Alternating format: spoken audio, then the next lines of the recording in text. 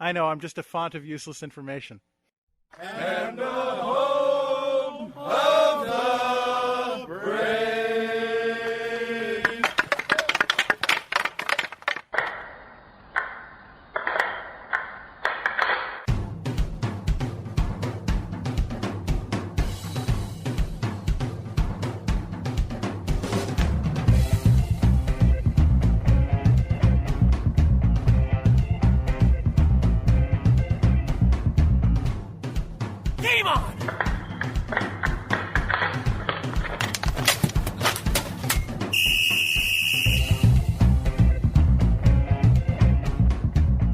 Welcome to episode 43 of the Hit the Deck podcast, where we talk deck hockey, street hockey, ball hockey. It's hockey in sneakers. You know, James, it occurred to me, I did not say that spiel last week, so any and all tangential nonsense that we happen to go off on, I think it's covered because we never actually said what the podcast was supposed to be about last week. So I'm giving myself an out on that.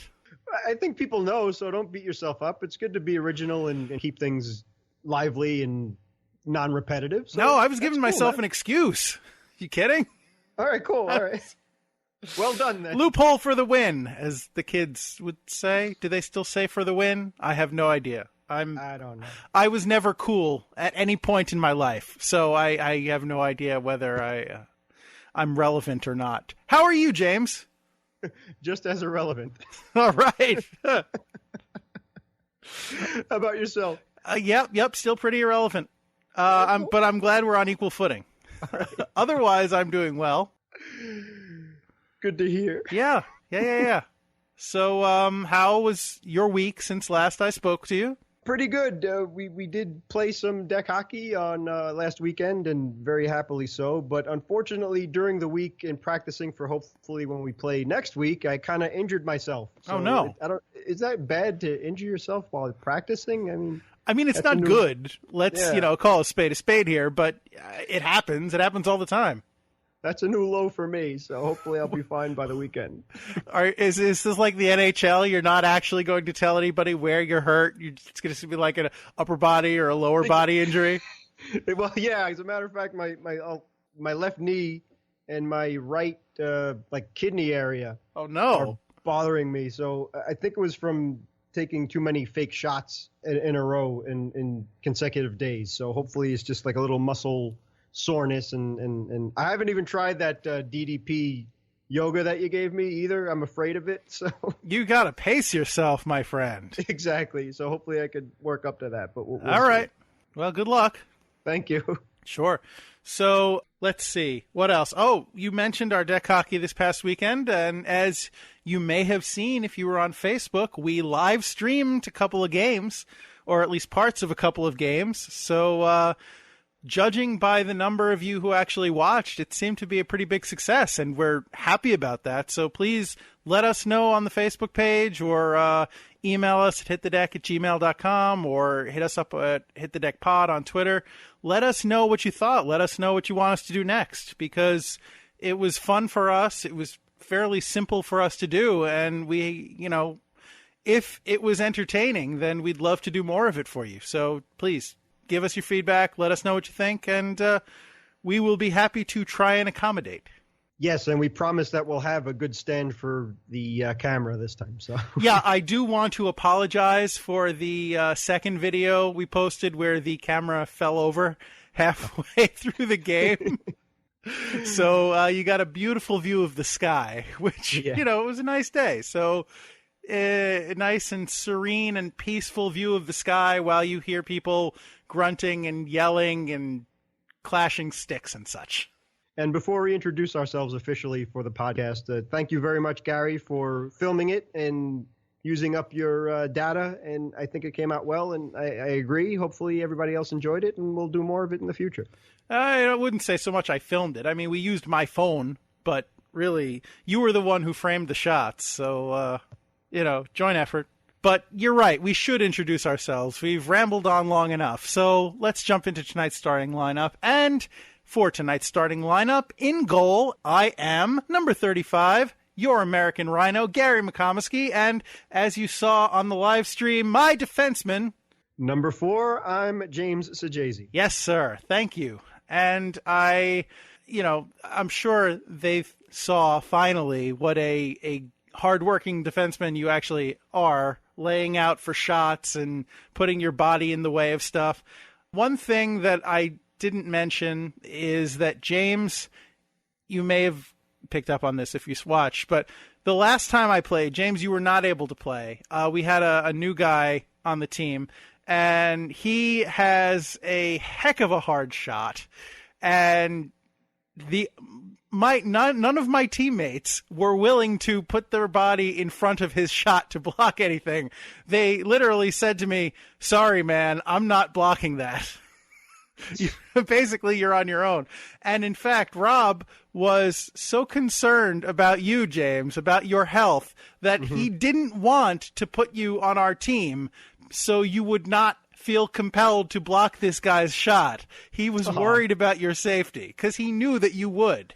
Well, I really appreciate that. Thank you so much, Rob, and thank you for telling me the story, Gary. Yep. But there were a couple of times when I did get in the way, and luckily it went off my stick and not my face. So I think you caught at least one off your shin guards.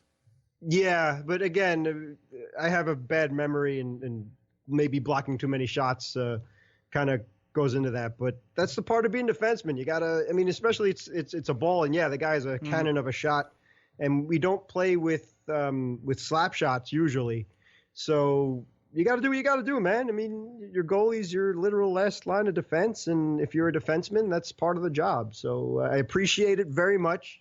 And thank you, Rob, again. But anything that, if I get injured, it's my own fault. So for everybody out there who thinks twice about taking a shot because some stupid guy is in your way, go and take the shot, because no one's forcing that goofy guy to get in your way. So we are responsible for our own health.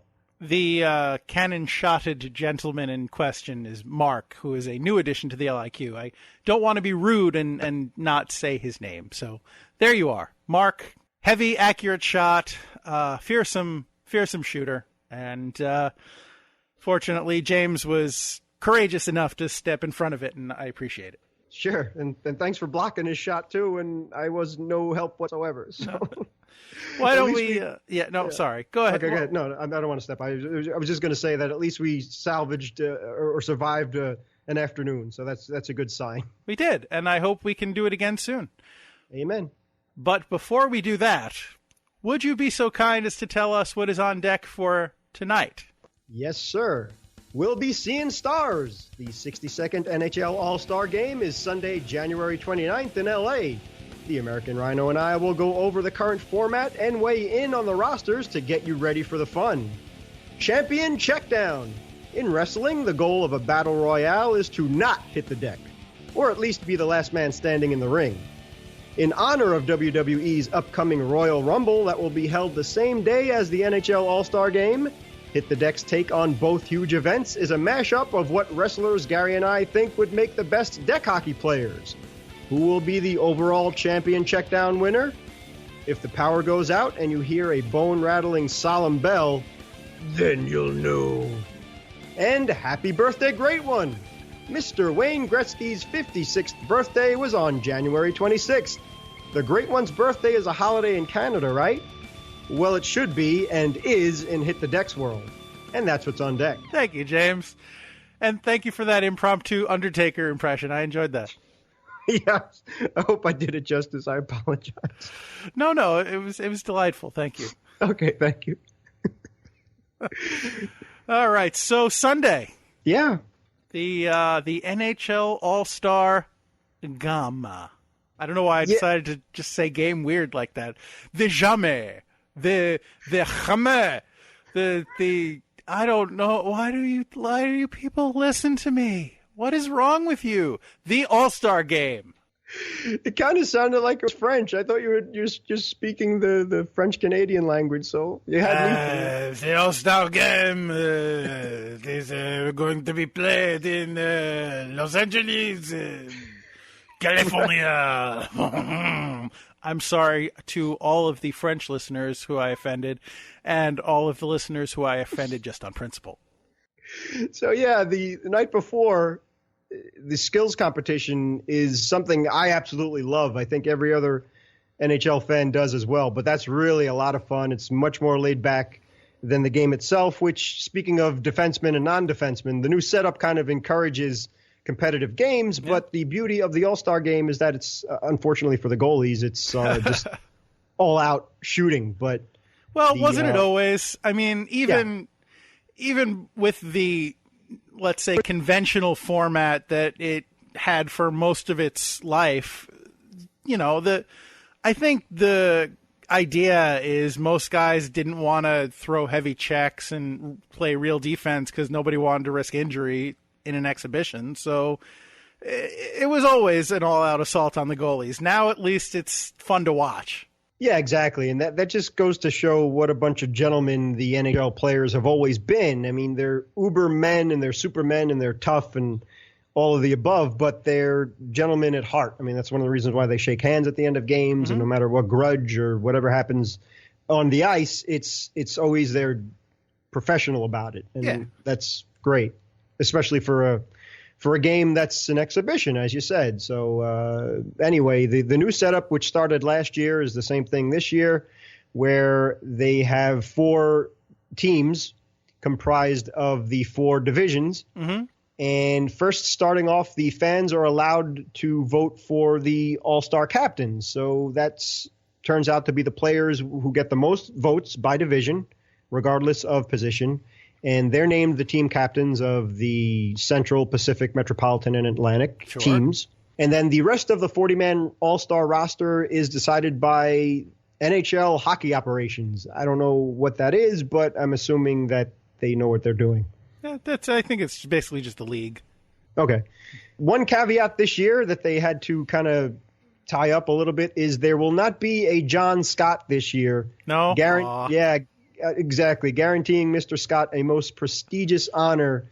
And speaking of the originality and beauty of the NHL All-Star game, Mr. Scott was demoted, but the fans still voted him in. He did not have a team, so he just had the generic NHL logo on his jersey last year, and he ended up being the game's MVP, which was an amazing story. I thought it was terrific. It was great publicity, But they changed the rule now that you have to be on the roster of an NHL team. I think the cutoff is somewhere in late November or something like that. And the only way that you could be voted to an All-Star game if you're sent down is if it's conditioning or something like that, but not if you're demoted because of play. Yeah, that seems like the league trying to protect itself against a good idea. Like, I don't know. What are they afraid of? Honestly, it's not like they got any bad publicity out of it. What are they afraid of? It was a great game. I think it probably brought extra attention to it, positive attention. It's not like they embarrassed themselves by letting this guy play. Like you said, he wound up being the MVP. Why? Yeah. I don't get it. I don't get why they make these decisions. Gary Bettman, if you're listening, I know you're not, but let's pretend for a second that you are. This is exactly why you get booed every single year when you present the Stanley Cup. This is why no one likes you, because you are a terrible, terrible, terrible commissioner. And speaking of good guys, so the team captains are Connor McDavid of the Pacific, PK Subban of the Central, Sidney Crosby of the Metropolitan, and Carey Price of the Atlantic. Yeah, and if you forgot, the format for the games is 3-on-3 plus goalies. So it's a shorter, smaller roster because they don't need as many players on each team, and they only play one 20-minute period, 120-minute game. One period is the game. They only get one shot at it, basically, and whoever wins that period advances to the final. Exactly right. And they cut it up so that each game is 2 10-minute periods. So that's how they get to switch the goals and stuff like that and get the Zamboni out there. I forgot about that. Thank you for the save. We're just feeding off each other. No need to apologize. And the other thing, too, is speaking of the skills competition, that the winners of the skills competition will determine who gets the home ice advantage and who plays who, like who gets in the first game and so on and so forth. So, like, for example, last year, as Gary and I and some of our listeners are fans of the Metropolitan Division, Rangers, Islanders, and Devils, the Metropolitan Division was knocked out in the first round last year. So we still had a lot to watch for, especially the great story of John Scott. But our favorite players were kind of out quickly. But still, it's such a great competition and it's so much fun to watch. And it makes for great TV in that aspect, too, that there's still you could tune in even though your guys are not playing anymore. So anyway, we'll see what happens with the skills competition determining who gets the home ice advantage and who plays when and so on and so forth. I think the Rangers only have one player this year, right, McDonough? Exactly right, yeah. To go over the rosters and also just late scratches, John Tortorella will not be coaching the Metropolitan Division. Unfortunately, he has family issues, so hopefully we wish him well and things will be all right. But he will not be there behind the bench. And again, for the Metropolitan Division, Malkin is out because of injury, so Cam Atkinson will be his replacement. Atkinson coming from the red-hot Blue Jackets, so they are well represented in the All-Star game. So just real quickly, the Atlantic Division, they have just some superstars there. Obviously, Austin Matthews. Sorry for the Islander fans out there, but you got both Franz Nielsen and Kyle Oposo on the Atlantic. Shea Weber. It's nice to see friendly faces. Yeah. And as we mentioned, Carey Price and Tuukka Rask will be in goal. Going over to the Metropolitan, as Gary said, Ryan McDonough, the Rangers captain, is representing the Broadway Blue Shirts. I believe, from what I could tell, every team is represented, too.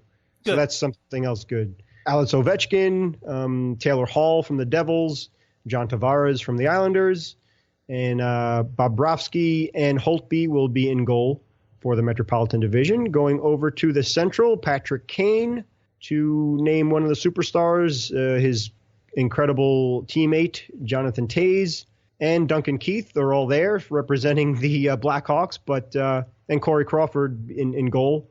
And from the Blues, you got Tarasenko and PK Subban as the captain there, as we said before. And then over in the Pacific, Connor McDavid is leading things off, and he has Drew Doughty from the Kings on his team, and also the two most generic goalie names that we've probably heard in a long time, Martin Jones of the Sharks and Mike Smith of the Coyotes are the goalies for the Pacific All-Stars. So we have that to look forward to on Sunday. Blandtastic. Yeah. And it really, personally for me, I don't really vote for All-Stars and things like that. I think it kind of works itself out nicely. I do like that the NHL kind of limits the power of the fans so people can't just overstock the ballot, which I think is ridiculous since, like, for the NBA and MLB that happens. And it's really, you want the real stars out there and you want all the fans to enjoy it. So to stuff the ballot is something that I think shouldn't be done, but the NHL kind of fixed that. And I like that. So yeah, I'm pretty cool with all the rosters. I kind of have a split opinion on that. I mean, on the one hand, yes, you do want to prevent these fan bases who kind of hijack the vote. But on the other hand, I mean, the fans should be able to pick the players that they want to see. I mean, it's an exhibition. It's basically, it comes down to the fans are picking the players that they want to see the most in the game. So the fact that they, I don't know. I guess I could go either way on it. I'm not up in arms about it, but I can see how, as a fan, you could get a little annoyed about that. Yeah, and that's fine. And that's part of the fun is you're going to hopefully make the most people happy, but you can't make all of the people happy. So hope maybe that's just kind of a little resolution to the situation. No, you're right. I understand. You're right. I don't know. I mean, bottom line is I think they did it right. I mean, every team is represented the best, like, especially for teams that came out of nowhere, like the Blue Jackets and teams that have been so good over the last few years, but maybe not as popular outside of their realm, such as the St. Louis Blues. It's good to see that. So and as you mentioned before, with the different rosters and 4 teams now, it's really a tight squeeze to get in there and get everybody ice time and have fun and get the fans involved and enjoy it. I suppose. Curious to see how LA shows up too. That should be pretty cool. Hopefully that they get the Hollywood stuff in there and make it as glamorous. And because last year in Nashville, it was just phenomenal. I think they did an excellent job, and that they really set the bar pretty high. So let's see what LA can do. They're already, the jerseys they've selected for the 4 divisions are all based on different styles that the Kings have worn over the years. So, they're definitely working in like the Kings' heritage, and I think they do want to. I mean, this is a big thing for them, for the league. LA, it's a big showcase, I think, event for them to be in basically Hollywood. Showing off their brand spanking new effect, essentially all-star format. So I'm sure they're going to do it up very nice. It's LA, so it could risk being a little gaudy and a little too over the top, but I guess that's the risk you take. I'm sure they're going to go all out, and I'm sure we will be impressed with whatever they do. And for our own token LA Kings fan, if you will, of the LAQ, Mr. Mike Margiotta, we will not hold you responsible if things go poorly. If they go well, we'll be tipping our hats and tapping our sticks for you. So sure. It's either way you win. Yeah. I think enjoy this one, Mike. Yeah. All right. Good report, James. All right. Thank you, sir. Sure. So what else is going on this Sunday? This is something you got me so excited about. The American Rhino, as you may or may not know, is a huge wrestling fan, and he's rekindled my love for the WWE. I still refer to it as a WWF, but those are the panda people, James. Yeah, right. Unfortunately, but the Undertaker's still going strong. God bless him. One of the all-time greatest wrestlers ever. 26 years and still going. Well, 26 years as that character. Yeah, that's phenomenal. So just God bless him. Given man. that he is the phenom, that only stands to reason. Yep. So this Sunday it's huge. I mean, you got the NHL All-Star Game, as we just mentioned, and you have the WWE's Royal Rumble, which is one of the crown jewels of their pay-per-views. And yes, I understand that they have their own network now, but I still refer to it as a pay-per-view, if that's kind of they still do. It's weird. Like it's sometimes they'll refer to it as a pay-per-view. Sometimes they'll refer to it as like a special event or a network event. Like, I don't know if you're aware of this, but the network has been. I think this is coming up on the 3rd anniversary of the release of the network. It was, I think, February of whatever 3 years ago was, 2014.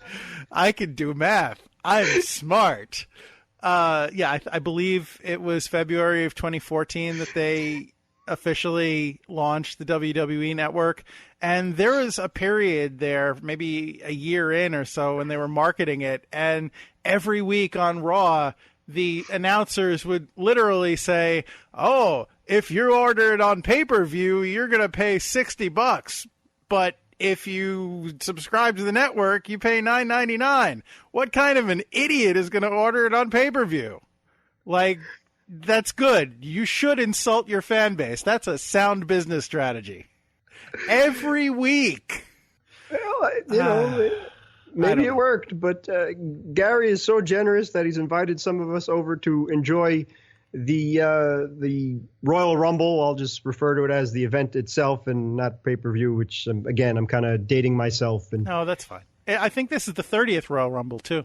I believe you're right. So really cool stuff. So looking forward to it, but it just so happens to be against the NHL All-Star Game. But, we're a little torn, but God bless DVRs and things like that. So, sorry, James. No, all I was going to say was I know we haven't talked wrestling on this show in a while, and if you are a fan of wrestling, then here's a little bone that we're throwing to you, I guess, as well as ourselves. And if you're not a fan of wrestling, how often do we do this? Just bear with us, okay? At the absolute worst, just fast forward a little while in the show, whatever. But it's not going to kill you to listen to our little wrestling silliness segment. It's great, and please, Gary is too humble. He came up with this brilliant idea, and here we'll lay it out for you right now. So don't tune out just yet. Just like the WWE, I am going to chastise our listeners. Yeah. I just ridiculed them for doing that, and now I'm going to turn around and lecture you, because I have no sense. You teach by example. So do as I say, not as I do. That's right. So anyway, Gary came up with this brilliant idea to come up with a deck hockey version of a Royal Rumble. So he dubbed it the Champion Checkdown, and how it works is Gary and I will leave it to 15 participants, and they are 15 WWE wrestlers. Or former WWE wrestlers. Thank you, sir. Yeah, past or present.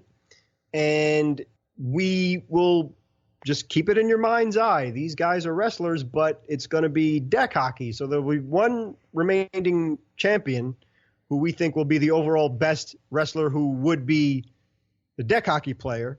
So the criteria are hockey-loving wrestlers, probably from Canada helps, and also from other parts of the globe, such as Queens, Detroit, Pittsburgh, and of the states of Massachusetts and, of course, Minnesota, all of them being hotbeds of hockey. So we kind of narrowed it down there to get wrestlers from those points of the world. And again, great wrestlers past and present too. So there's some sort of hockey relation in the 15 guys that we narrowed it down to. So it wasn't easy, but we think we did a good job. And again, as Gary always says, we want to hear from you, we'll let us know if we screwed it up, if there's anybody that you wanted in there that we didn't put in. Hit us up on Facebook and Instagram and Twitter and everything else. And again, and then one last thing, just instead of a wrestling ring, these guys will be in a deck hockey rink, and guys are eliminated by getting checked over the board. So it doesn't matter if you're thrown over the top rope and your feet hit the ground. It's just if you're checked over the boards, you're out. Yeah, and I just to apologize real quick. I have no idea how this thing is going to go. Totally threw this thing together.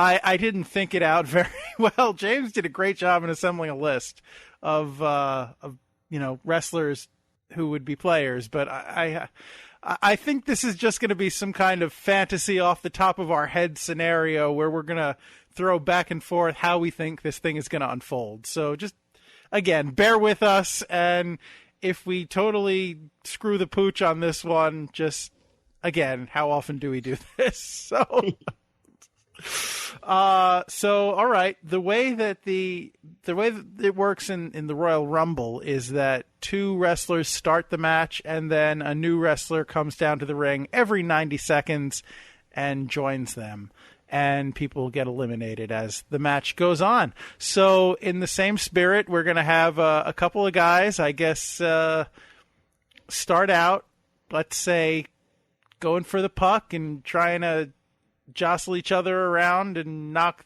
each other over the boards, and just have others progress down as it goes along. So I guess I think the two that we're going to start off with is James. We're going to start off with the man who carries his own hockey stick around with him. Exactly right. So number one, getting the horrible spot of the number one in the Royal Rumble, none other than Hacksaw Jim Duggan himself. Ho! And exactly, the criteria there being, as Gary said, he has his 2x4, which could be used as a deck hockey stick. Yep. So he's always ready to go. And a foreign object. Whatever. It's a twofer. There you go. Unfortunately, he's going to be squaring off against the current WWE Universal Champion, Mr. Kevin Owens, who is from Quebec and probably isn't very happy with my impression from earlier. So I'm going to stay off the rink while they battle this one out. Yeah, Gary and I will be safely perched up in the broadcast booth, so calling the play-by-plays. I got to tell you, even with the 2x4, I like Kevin Owens' chances because he's very nimble. He's a solidly built guy, and poor Hacksaw just isn't in the shape he used to be. Exactly. So, and we're not going to wait 90 seconds between guys either. So we'll just kind of either. That would make for a very boring podcast, I think. Yeah.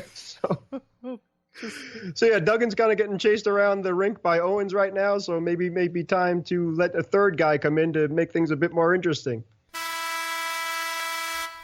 Oh, here comes.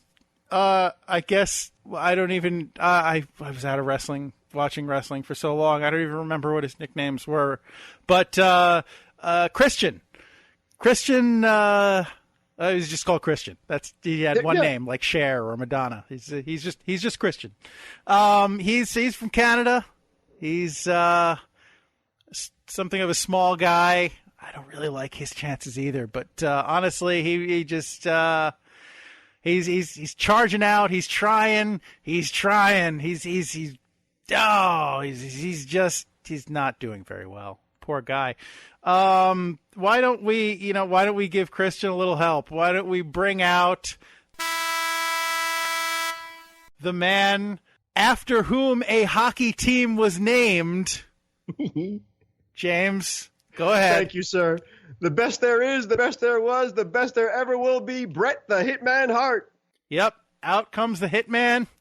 I'm gonna say that Owens and Hacksaw are trying to force each other over the boards, and the Hitman comes out and is able to eliminate them both.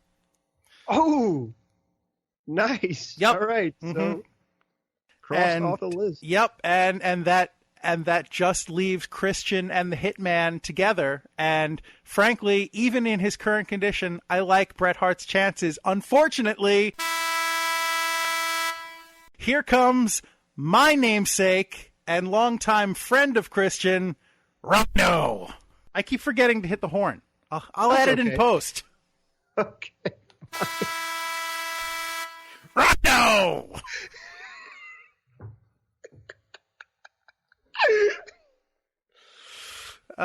James, are you comfortable with Rhino goring a legend like Hitman? I don't know if I'm comfortable with that. Yeah, geez, between the sharpshooter and being gored, I don't know, man. Maybe Hitman's crafty enough to get Christian in the middle of it, so we'll see. Okay, yeah, well, maybe. You know what? Hitman's crafty enough to pull Christian in front of him and get him gored. Exactly. So let's say he's just kind of taken out, laying in the corner. He's nobody's eliminated at the moment, but they're just having a stare down. And they continue to stare each other down when suddenly we get the son of an NHL player, a New York Ranger. It's Y2J Chris Jericho coming out. And this is a man who has some actual hockey ability. Not a lot. I mean, there's a reason he went into wrestling, but he has some.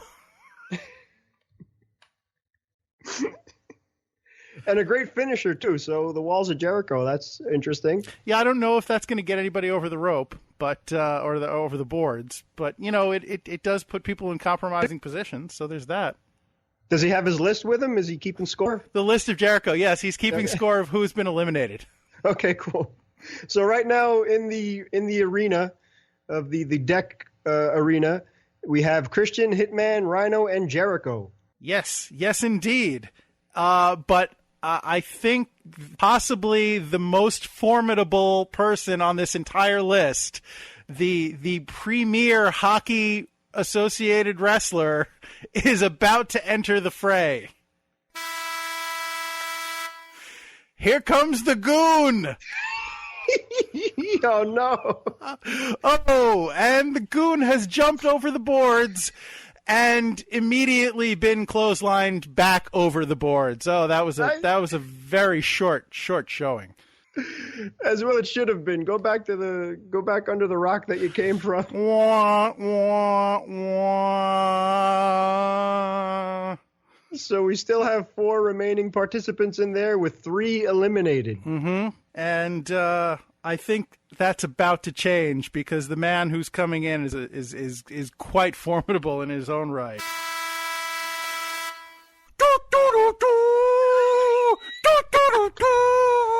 Remind me why we decided to add John Cena to this list.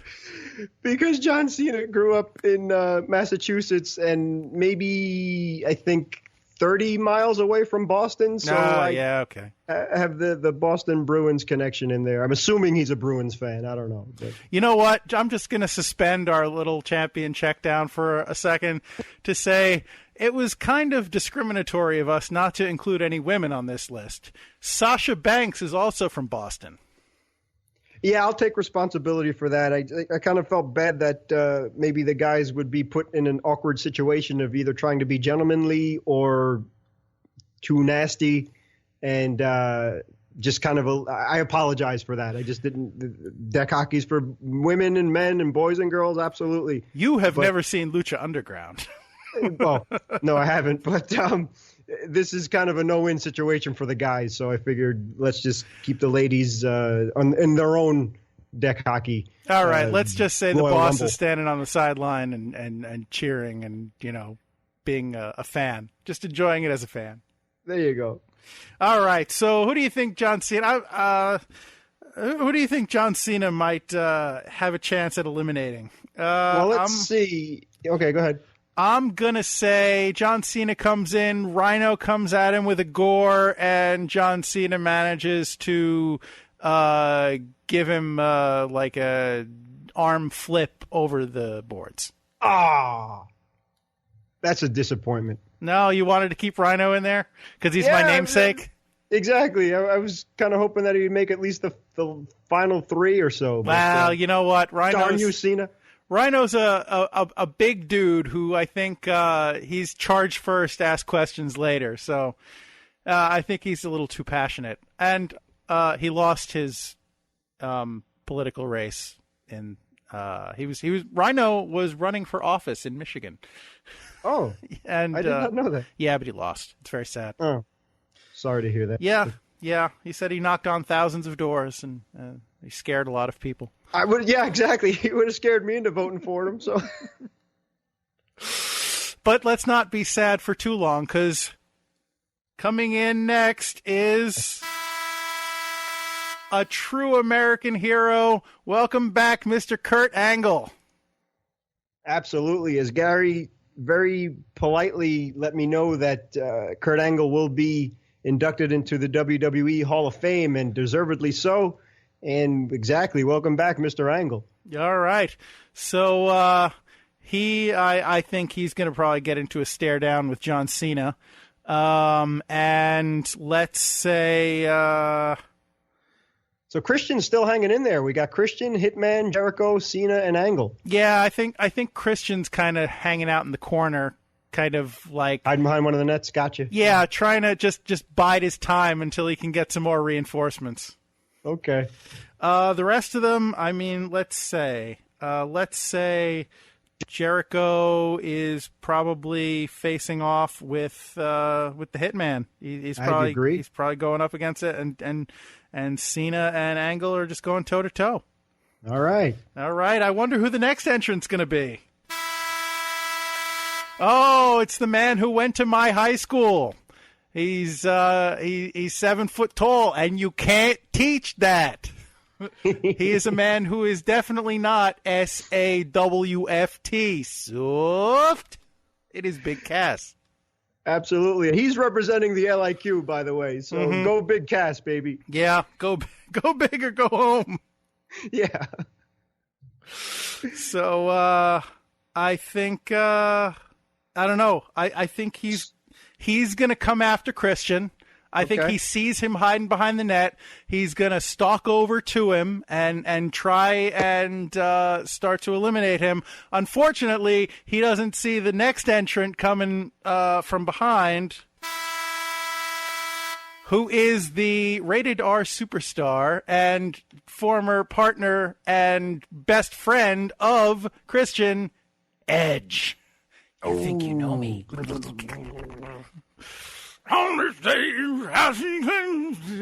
People who don't follow wrestling, who are listening to this, have no idea what we're talking about. They think we've lost our minds, and maybe we have. But that means nothing for now. Unfortunately for Big Kaz, Edge is going to spear him clean over the boards. Ah, dang it. Yeah, it's unfortunate.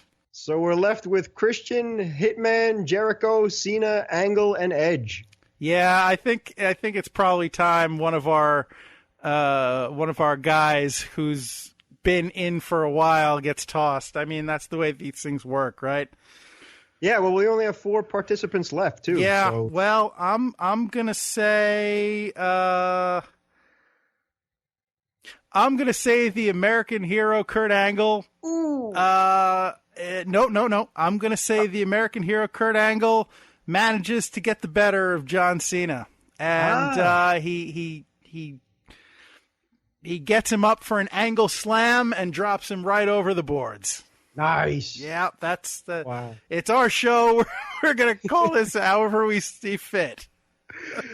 So yeah, I'm really impressed with Christian. He's excellent point that Edge came in number 11 to help out his buddy, but he is he's in there the longest. Hitman is right behind him at number 4, but the 3, 4, and 6 spots are still going strong with Christian, Hitman, and Jericho. So I think Edge and Christian are coming out, and they're gonna try and do some damage now that they're a tag team. And I'm gonna say out comes our next entrant, and it's going to be the Berserker. Can you tell us why you chose this particular gentleman, James? The Berserker is from what I refer to as the dark ages of the WWE, and like that early 90s where I just stopped watching after a while because it just got really ridiculous. But the Berserker is apparently alive and doing well, and he's from the excellent hockey state of Minnesota, I should say. So he had to be represented in there. And plus, he has a Viking hat, and I think Vikings are cool. So, all right. So here's what I'm going to say happens. Edge and Christian see the Berserker come in. They both grab chairs and go for their trademark move, the concerto, where they both slam a chair on either side of his head. Unfortunately for them, the Berserker slips and falls, and they wind up slamming the chairs into each other, knocking themselves silly, at which point the Hitman comes up from behind and eliminates Berserker. Well, Edge and Christian are just kind of laying unconscious on the deck. All right. When in comes George the Animal Steel. Yes. Awesome. What do you think the Animal should do here, James? There's no turnbuckles for him, so maybe he's going to go after the net. I don't know. Before he goes after any of the remaining participants. Again, we have Christian, Hitman, Jericho, Kurt Angle, Edge, and now George the Animal Steel in there. Geez. Okay. I'm gonna say that while Edge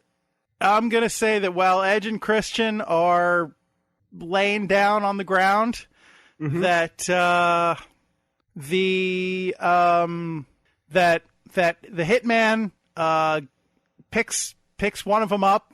Say, well, Christian's been in there for a long time. Yep. Number 3. He picks up Christian. He's able to roll him out over the top, over the boards, and he picks up Edge, and he's gonna do the same thing to him.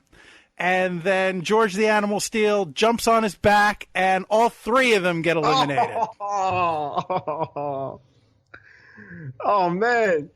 All right, so who does that leave us with? That leaves us with Jericho, Kurt Angle, and Edge. Okay, so Jericho, Kurt Angle, and Edge. All right, so I'm gonna say what happens is that Are we due for a new wrestler to come in? Yep, we are due for a new wrestler. You are absolutely correct. And that slot is Owen Hart. Oh, the dearly departed Owen Hart. That's awful. I mean, we'd love to have him, but obviously he has departed this mortal coil. So I don't know what we're gonna. Oh no! Oh, it's the boss. It's the real boss. It's Vince McMahon. He has opted to take Owen Hart's spot. That is dastardly. And unfortunately, he is worthy of this event because, as you and I discovered today, Vince McMahon actually owned a hockey team before he owned the WWF. Talk about a loophole, yeah, man. So he has snuck his way into this contest. Oh man, that's awful. I didn't see that coming. I had no idea that was going to happen. Wow, that's terrible. Gee, good thing the Hitman's out, or else I know that would be terrible. That's awful. I guess. Oh man. Well, so we got Jericho, we got Angle, we got Edge, and the boss. Well, there's only one spot left. Let's see who the last entrant is. Oh, it's the Dead Man. Yes, it is. It is my favorite and James's very, very, very beloved wrestler, The Undertaker.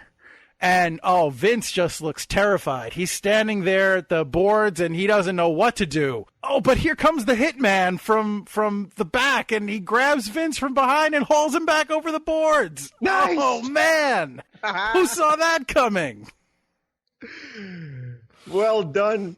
Yeah, he got his revenge at long last. Good job. So now we got Jericho, Angle, Edge, and the Dead Man.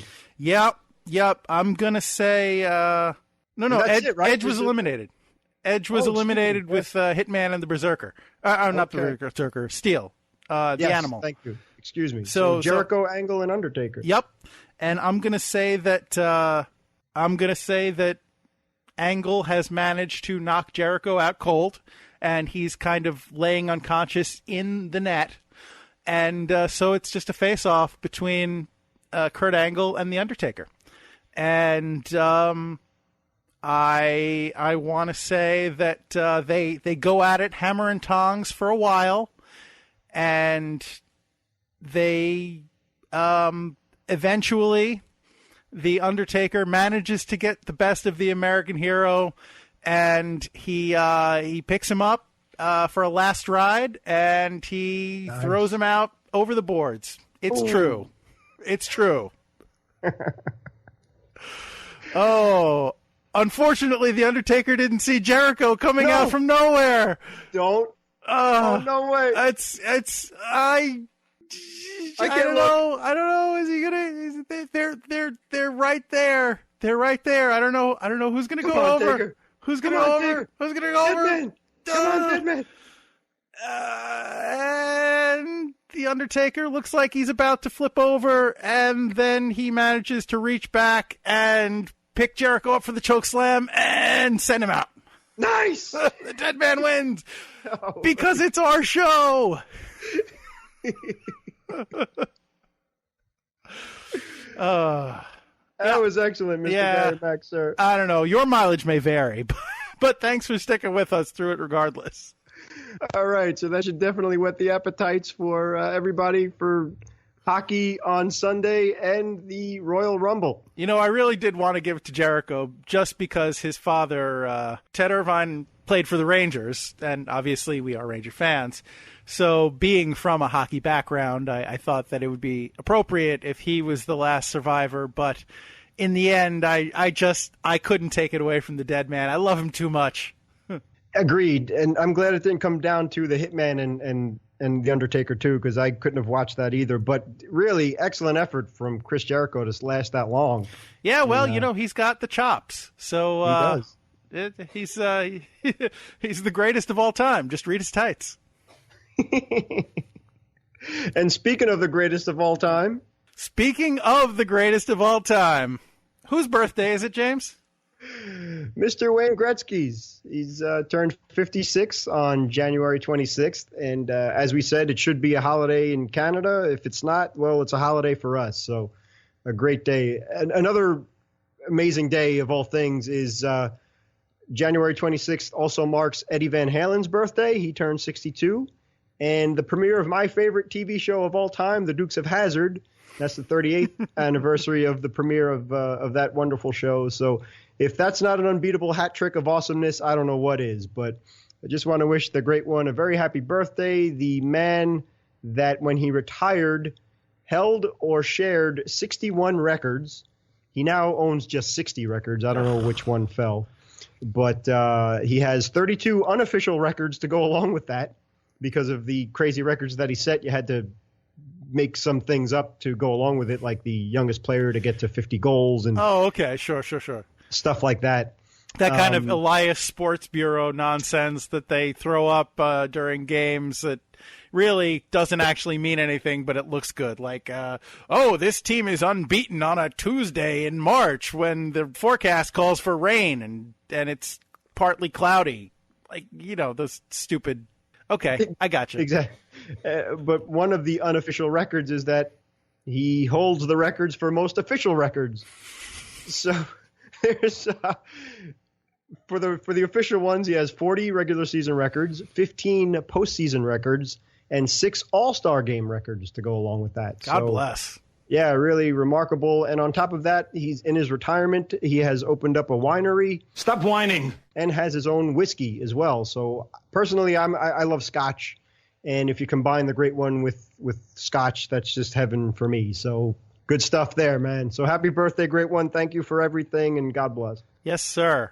Oh, man. Well, today, as we record, is a heck of a day. So I echo your sentiment. Happy birthday, Mr. Gretzky, and, happy birthday, Eddie Van Halen, and, the Dem Dukes. Right, James? I'm sure I didn't do that justice at all. I apologize. Perfect. That was excellent. Thank you. All right, enough. Last minute remaining in the podcast. Okay, let me finish off this train wreck of a podcast.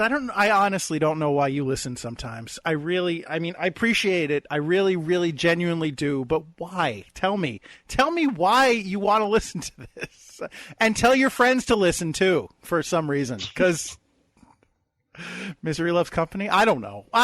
Anyway, thank you for listening, regardless of why you decide to listen. Thank you for listening. Thank you to James. Thank you to you for being my co-host and helping me through this nonsense when I go off on a terrible, terrible tangent, which I do all the time. Thank you to Anthony Sajazi, bro, for music. Thank you to the LIQ for sound effects. Thank you to Pops for being the voice of the podcast. I would strongly encourage you, if you have not already done so, please subscribe to this very podcast on iTunes or Stitcher or any other way that you get your podcasts, because I know you get them somehow because you're listening to this right now. Yes. Okay. I would also encourage you, again, please contact us at HitTheDeck, DEK, @gmail.com, or HitTheDeckPod on Twitter, Facebook. As I said, we did some Facebook Live stuff last week. We're going to do more. Tell us what you want to see. Tell us what you want us to do. We do this for you. We want to please you, as it were. Please, Instagram, anything else I might have forgotten to plug. There's going to be a new YouTube feature going up on our YouTube channel very soon. Keep an eye out for that. James, please, anything to add? Absolutely nothing. You nailed it all. So thank you very much, sir. No, thank you, James, please. And if you are watching the All-Star Game or the Royal Rumble this weekend, and your favorite team, wrestler, what have you, gets eliminated, please just try and keep it in the back of your head that it's deck hockey. Don't be that guy. Thanks, everybody. I think he's alive. All right. Good for him. That's it. Well done, sir.